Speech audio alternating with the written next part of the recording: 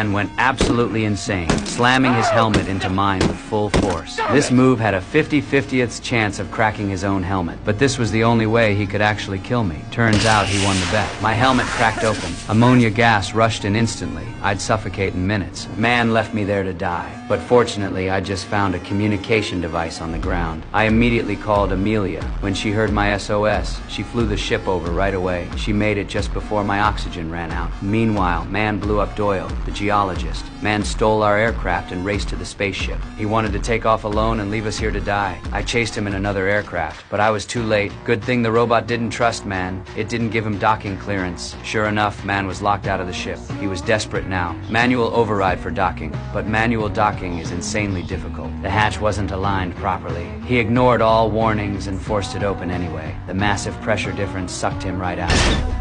The aircraft lost control, crashed into the massive spaceship. The explosion sent the ship spinning and falling toward the planet. Everything was over. Without the ship, we'd be stuck here forever. But I wasn't ready to give up. I had to get home. Using years of flight experience, I flew beneath the spinning ship, pushed the thrusters to max, matching the ship's rotation speed, creating relative stillness between us. The massive G-force was unbearable. Amelia passed out first. I barely held on. At this critical moment, I had to stay laser focused. Finally, the docking port aligned perfectly. Then reverse thrusters slowly brought the ship to a stop. I did it. We laughed with relief after surviving that nightmare. But the robot reminded us we'd entered the black hole's gravitational field. I rushed inside the ship. The damaged ship was critically low on fuel. Seemed like I was facing certain death. Looking at the stunning black hole, I proposed we head straight for it. Use its massive gravity as a slingshot. Launch us to the last habitable planet. Soon we reached the black hole's accretion disk. Against this massive black hole, our ship was like a grain of sand.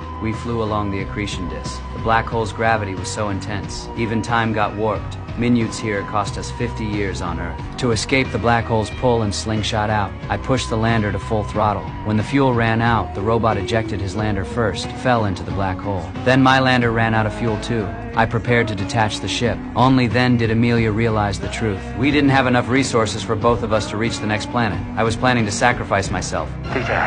The massive black hole looked like a pure black planet, mysterious and beautiful. Since not even light can escape, nobody knows what is inside a black hole. My ship fell into the black hole. Countless glowing particles rushed toward me. Then countless light points slammed into the ship's surface. The massive gravity pulled at me. Before I blacked out, the ship gave out first. I ejected myself. This place was endless blackness. Only the black hole's singularity ahead. I got sucked in, kept falling, like dropping into an endless abyss, until I reached out and stopped myself. And this space was made entirely of intersecting lines.